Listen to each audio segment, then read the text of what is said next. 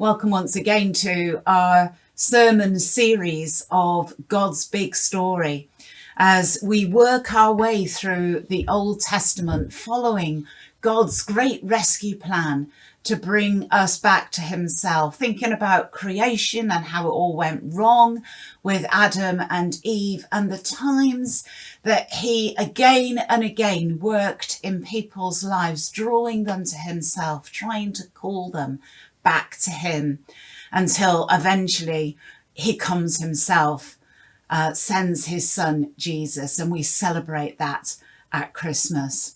But today we are looking at the story of Noah.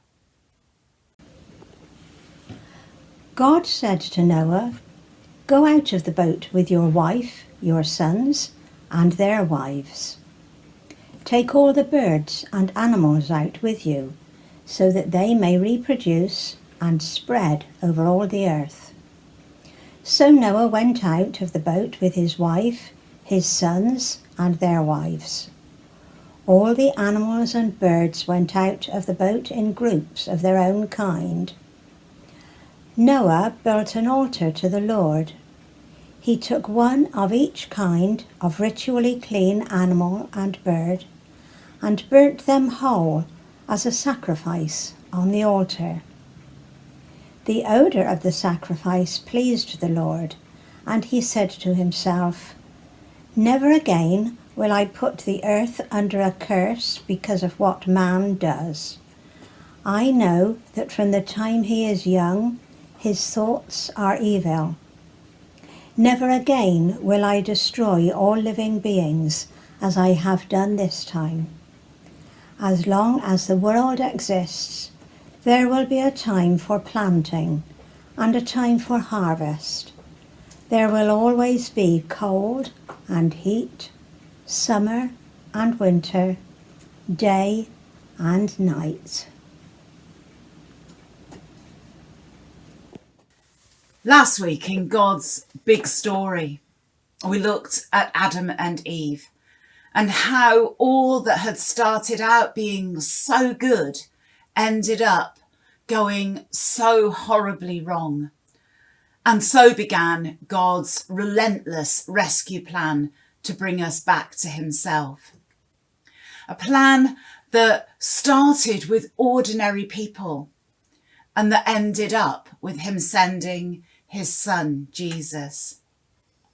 But one of the earliest stories and best known stories that we find in the Old Testament is that of Noah and the ark. And as with Adam and Eve, some believe it literally and others that it's an allegorical story. However, it's interesting to note that all the major religions have a flood story, and there is evidence that there was a major flood in the area. But regardless of its origins, the story of Noah has a message of faith, perseverance, and promise that lead us to a new start with God.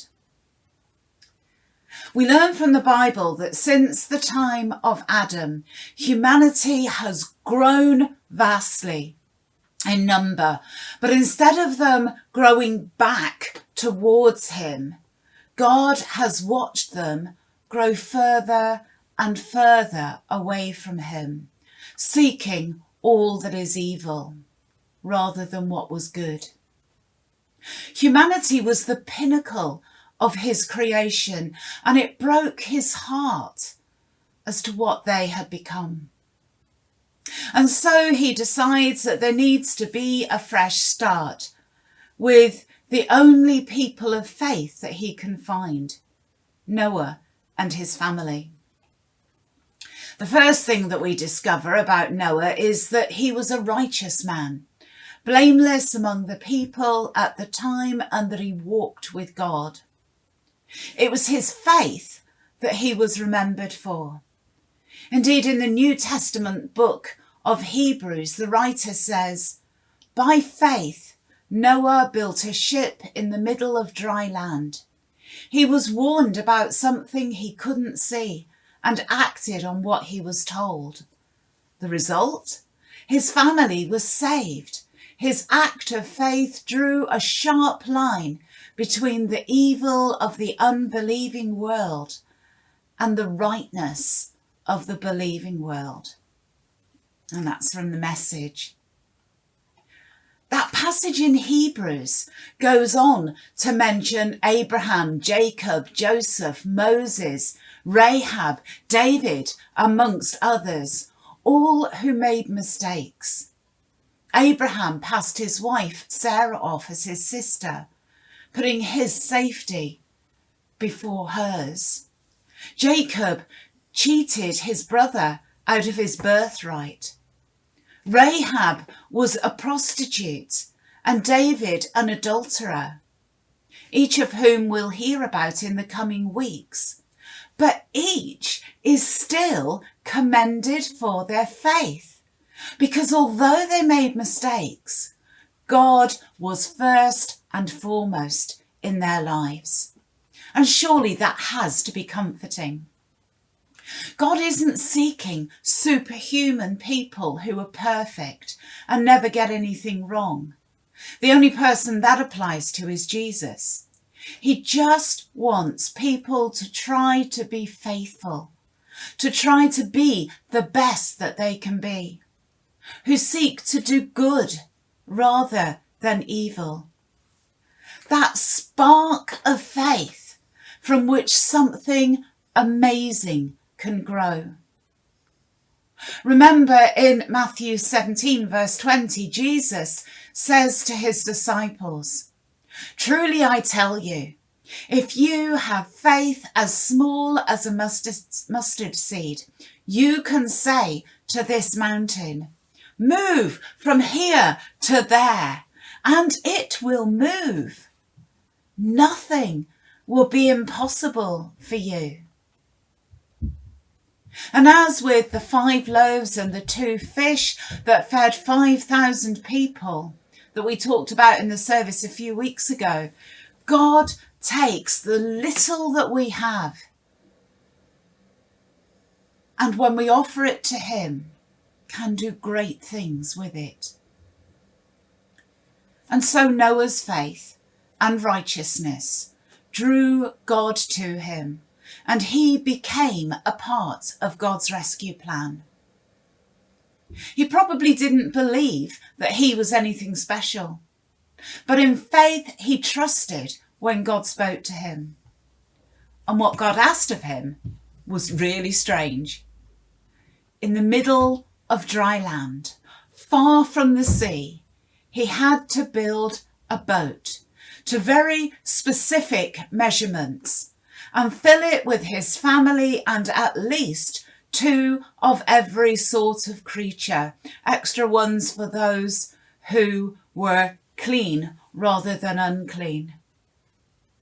I have to admit, I do wish that spiders hadn't made it onto the ark in time that day, but there you go. You can't have everything. But can you imagine the mockery that he would have received, building an ark miles from the sea? I don't know if you've ever seen the film Evan Almighty, where Evan is asked to build an ark in the middle of the countryside. And the TV crews and the crowds are all there to mock.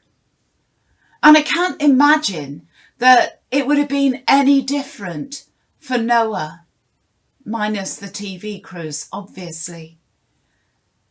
And yet the Bible tells us that Noah did everything that God commanded him.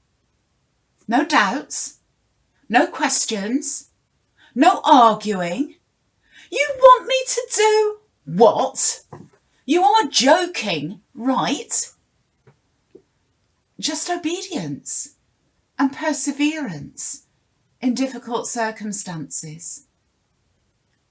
Sometimes what God asks of us doesn't always make sense, but it's part of his plan for our lives, and he can see the full picture rather than the tiny perspective that we have.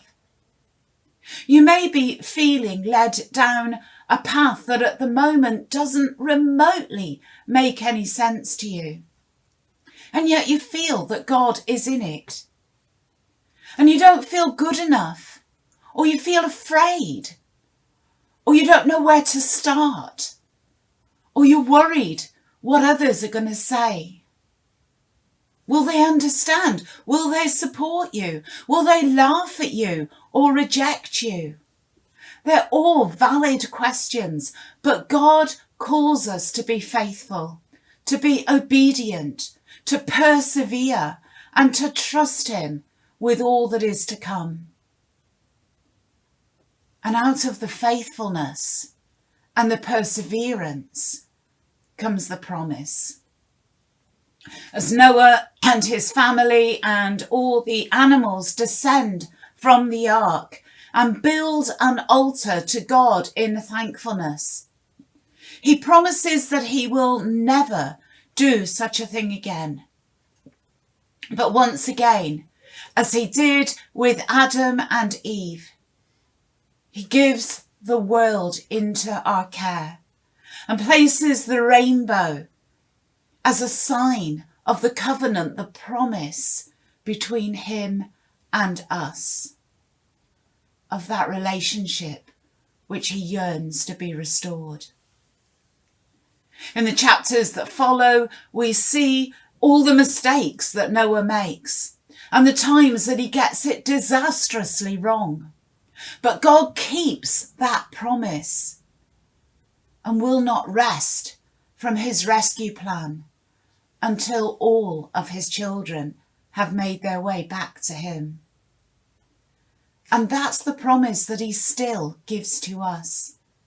For as individuals, when we get it wrong and go our own way, there is a way back. And the way back has a name: Jesus. For those who once knew him, but have gone down the road of unbelief, he won't let go. There's a way back, and his name is Jesus. For a world that at times seems as lost and as evil as it was back in the time of Noah, there is a way back, and his name is Jesus.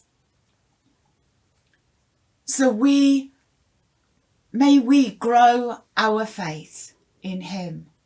May we persevere in the things to which he has called us. And may we trust in the promise that he has given to never let us go. That promise of the way back. And his name is Jesus. Amen.